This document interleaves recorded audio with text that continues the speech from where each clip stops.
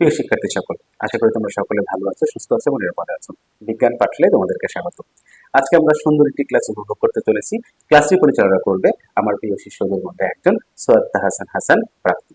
প্রাপ্তি বঙ্গবন্ধু শেখ মুজিবুর রহমান কৃষি বিশ্ববিদ্যালয়ের একজন শিক্ষার্থী। প্রাপ্তি আজকে মস্তিষ্কের উপরে ক্লাসটি পরিচালনা করবে। আসসালামু আলাইকুম। আমি সুয়াদ তাহসিন হাসান প্রাপ্তি, বঙ্গবন্ধু শেখ মুজিবুর রহমান কৃষি বিশ্ববিদ্যালয়ে কৃষি, অর্থনীতি ও গ্রামীণ অনুষদ বিভাগে প্রথম বর্ষে অধ্যয়নরত রয়েছি। আজকে আমাদের আলোচনার বিষয় হচ্ছে মস্তিষ্ক। মস্তিষ্ক আমাদের মানবদেহের সবচেয়ে জটিল এবং গুরুত্বপূর্ণ অংশগুলোর মধ্যে একটি। এটি আমাদের স্নায়ুতন্ত্রের পরিচালনার সবচেয়ে বৃহৎ এবং সবচেয়ে গুরুত্বপূর্ণ অংশ। আমাদের স্নায়ুতন্ত্রের মূল অংশ যেটাকে আমরা বলছি সেটা হচ্ছে মস্তিষ্ক, যা দ্বারা আমাদের সমগ্র দেহ পরিচালনা হচ্ছে। মস্তিষ্কের গড় ওজন 1.37 কেজি এবং এর আয়তন 1500 ঘন সেন্টিমিটার। এটি আমাদের দেহের করোটি নামক একটি অস্থির মধ্যে সুরক্ষিত রয়েছে। এই করোটি অস্থিটি আমাদের মস্তিষ্ককে বাইরের যে কোনো আঘাত বা যে কোনো দুর্ঘটনা থেকে সুরক্ষা দিয়ে থাকে। মস্তিষ্কের বাইরের আবরণের নাম মেনিনজেস। এই মেনিনজেসের বাইরের অংশটি হচ্ছে গ্রে ম্যাটার এবং ভিতরের অংশটি হচ্ছে হোয়াইট ম্যাটার। মস্তিষ্কের তিনটি মূল অংশ, যাকে আমরা গুরু মস্তিষ্ক, মধ্য মস্তিষ্ক এবং পশ্চাৎ মস্তিষ্ক নামে ভাগ করছি। গুরু মস্তিষ্কের আবার তিনটা ভাগ: সেরেব্রাম, থ্যালামাস, হাইপোথ্যালামাস। সেরেব্রামকে বলা হয় গুরু মস্তিষ্কের সবচেয়ে বড় অংশ কিংবা মস্তিষ্কের সবচেয়ে বড় অংশ। আমাদের মস্তিষ্কের প্রায় 80% অংশ নিয়ে জড়িয়ে রয়েছে সেরেব্রাম।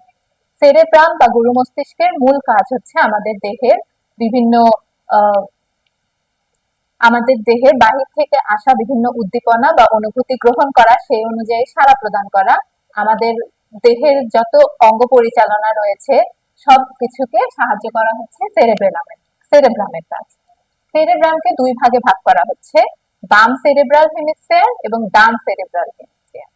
এই অংশ দুটির ডান দিকটি আমাদের দেহের সকল বাম দিকের কার্য পরিচালনা করে, যেমন বাম হাত, বাম পা, বাম চোখ, এবং ডান দিকের সেরিব্রাল হেমিস্ফিয়ার বাম দিকের অংশগুলোকে পরিচালনা করছে, যেমন বাম চোখ, বাম হাত, বাম পা ইত্যাদি। এরপরে রয়েছে মধ্য মস্তিষ্ক। মধ্য মস্তিষ্ক মূলত আমাদের গুরু মস্তিষ্ক এবং পশ্চাৎ মস্তিষ্কের মাঝে সংযোগ স্থাপনের জন্য রয়েছে। এই মধ্য মস্তিষ্কের মাধ্যমে গুরু মস্তিষ্ক এবং পশ্চাৎ মস্তিষ্ক বিভিন্ন স্নায়ু ও উদ্দীপনার মাধ্যমে কানেক্টেড।